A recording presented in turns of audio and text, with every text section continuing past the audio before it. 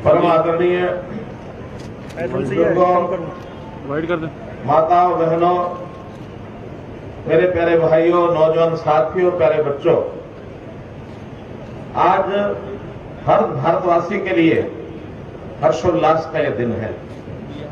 आज हमने स्वतंत्र भारत के रूप में 75 वर्ष पूरे कर लिए हैं। इस खुशी में हर गली, हर मोहल्ला में तिरंगा फहरा रहा है। आज हर घर दफ्तर में तिरंगा है, हर मुंडेर पर, हर हाथ में तिरंगा है। पूरा देश तिरंगे के रंगों में रंगा है। कहते हैं कि कुल 7 रंग होते हैं, लेकिन आज तो मित्रों पूरे देश में 3 ही रंग दिखाई दे रहे हैं। ये तिरंगा ये सारे देश में लहरा रहा है। मैं आजादी की 75वीं वर्षगांठ के पावन अवसर पर सभी प्रदेशवासियों को हार्दिक बधाई देता हूं। सबके स्वस्थ जीवन और खुशहाली की कामना करता हूं। इस दिन को देखने के लिए मां भारती के न जाने कितने ही सपूतों ने अपना कर्तव्य वहन करते हुए सर्वस्व न्यौछावर कर दिया। इसी दिन के लिए असंख्य देशभक्तों ने विदेशी शासकों के हाथों कष्ट झेले और यातनाएं सही। शहीद आजम सरदार भगत सिंह, राजगुरु सुखदेव और शहीद उधम सिंह सरीखे अनेक देशभक्त फांसी के फंदे पर झूल गए, लेकिन झुके नहीं। मित्रों, इस आजादी को प्राप्त करने में बहुत कीमत देनी पड़ी है।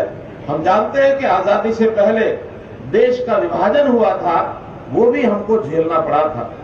भाइयों बहनों, स्वतंत्रता दिवस ऐसा पर्व है जिसे हम मिलजुल कर मनाते हैं और श्रद्धा के साथ राष्ट्र ध्वज फहराते हैं। आज मैं आजादी के लिए मर मिटने वालों, ज्ञात अज्ञात शहीदों को भावभीनी श्रद्धांजलि देता हूं। साथ ही आजाद भारत की एकता और अखंडता की रक्षा करने वाले वीर सैनिकों को नमन करता हूं। प्रिय प्रदेशवासियों, इस समय जब हम आजादी का अमृत महोत्सव मना रहे हैं, तो अपने उन राष्ट्र निर्माताओं, सीमा प्रहरी सैनिकों, प्रतिभाशाली वैज्ञानिकों, अन्नदाता किसानों, मेहनतकश कामगारों के प्रति भी गहन कृतज्ञता व्यक्त करता हूं, जिन्होंने अपनी प्रतिभा, साहस और मेहनत के बल पर भारत को दुनिया की बड़ी शक्ति के रूप में खड़ा कर दिया है। भाइयों बहनों, भारत की गौरवशाली विकास यात्रा में हर कदम पर हर भारतीय का महत्वपूर्ण योगदान रहा है। हमें गर्व है कि 10 मई 1857 को स्वतंत्रता आंदोलन की पहली चिंगारी अंबाला में फूटी थी। यहां से उठी चिंगारी ने न केवल प्रथम स्वतंत्रता संग्राम का रूप धारण कर भारत में ईस्ट इंडिया के शासन का अंत किया, बल्कि आगे चलकर ऐसा जन आंदोलन खड़ा कर दिया जिसके बलबूते हम सन 1947 में अंग्रेजी हुकूमत को उखाड़ फेंकने में भी सफल रहे। हमारे वीर जवानों ने आजादी के बाद भी देश की सीमाओं की सुरक्षा में अपनी महत्वपूर्ण भूमिका निभाई है। आज देश की सेना में हर 10वां सैनिक हरियाणा से है। हमारे नौजवानों ने 1962, 1965 और 1971 के विदेशी आक्रमणों और ऑपरेशन कारगिल युद्ध के दौरान वीरता की नई मिसाल पेश की है। मुझे गर्व है आज वीरभूमि स्मारका में ध्वजारोहण का मुझे अवसर मिला है। स्मारका एक ऐतिहासिक कस्बा है। पास में ही गांव चुलकाड़ा में श्री श्याम बाबा का बहुत पुराना मंदिर है। देश भर से हर साल लाखों भक्त यहां दर्शनार्थ आते हैं। साथ ही गांव पट्टी कल्याणा, ये भी बहुत महत्वपूर्ण ऐतिहासिक गांव है। राष्ट्रपिता महात्मा गांधी यहां पधारे थे और भूदान अभियान में आचार्य विनोबा भावे की अपील पर भी यहां के लोगों ने 22 एकड़ जमीन ये दान में दी थी, जो गरीब लोगों में बांट दी गई थी। भाइयों बहनों,